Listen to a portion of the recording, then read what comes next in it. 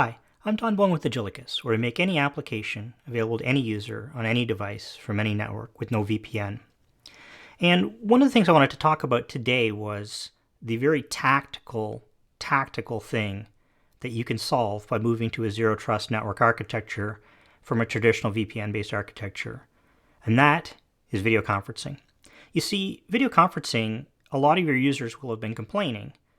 When the VPN is connected, I'm finding that the video conferencing is slow, it's sluggish, it's stalling, I'm getting latency, etc.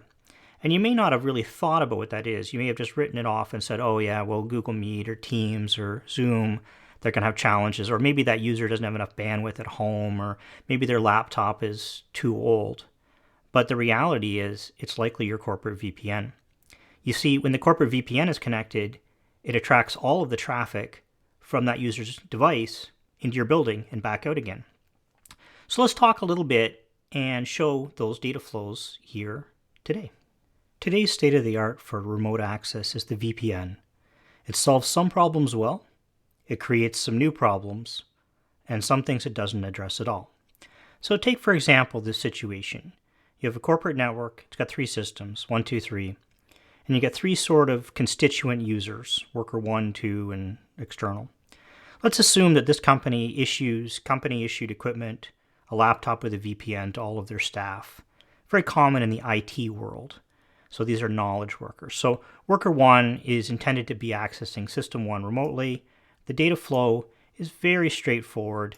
It's just like they were in the office. So their traffic flows from their device, through the internet, through the corporate VPN, and into system 1. Transparent, no problem.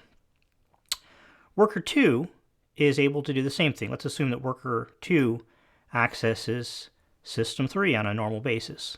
Same, no problem, just like being in the office.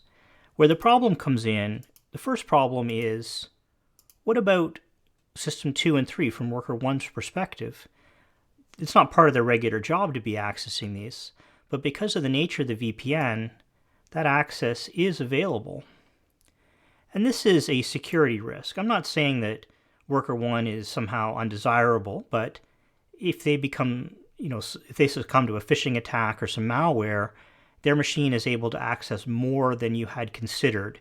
The VPN grants 100% access, not the narrow access that's needed. But the problem starts to come in more when we start to talk about the problem the VPN creates. And let's say that worker 1 and worker 2 are going to be using some video conferencing, so an internet-based video conferencing, Google Meet, Zoom, Microsoft Teams. So when the VPN is up, the data flow actually flows from their device into the corporate network, back out to the video conferencing, back in, back through the corporate network, back out, and to the other user. We call this a hairpin. And you'll see that we've used 2x the capacity of the corporate network while the video conferencing is operating. And these people are going to be complaining. So instead of it going directly between them, it's going in and out of the corporate network. So what's the solution to that? Well, you could try disabling split horizon VPNs, but then you'll find that there are other problems that come about because maybe system 1 won't be accessible. Now there's another security flaw. It can create some problems. And what about this external worker? Like, what if this is someone, they're casual and they want to be able to use a tablet to access maybe a timesheeting system? Maybe they're intended to be accessing system 2. Well, they can't. Their traffic sort of just, it's got nowhere to go because they don't have the VPN available to them. And as a consequence, they're sad. You might have intended them to be able to operate, but they can't. So that's the downside, is it works for the purpose, which is to grant access to a single system. It has an unintended side effect of granting access to more than you should, and it has a unintended and negative side effect of lowering your bandwidth, decreasing scalability. The more people you have using the VPN, the less bandwidth they have available to each other. And that's not the best. So what is a better solution then? If the VPN, it achieves some of the goals, and it negatively impacts other goals. What is a better solution? Well, we talk about a concept called zero trust networking. So in zero trust networking, we move from a perimeter-based model where we grant access to a building to a resource-based model where users and resources are paired up together. So in this case, if worker 1 needs to use system 1, they directly access it from their laptop. There's no VPN involved, and it just operates from their standpoint like everything else on the internet. The same of worker 2. In fact, worker 2 maybe isn't using the company-issued laptop. Maybe they're using a personal mobile device.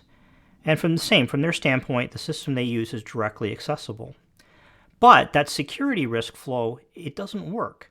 The user 1, they can't accidentally get to system 2. It's stopped. Instead of granting access to the entire building, we granted access to the application that we wanted. Now, what about that VPN? Or what about that video conferencing case we talked about earlier?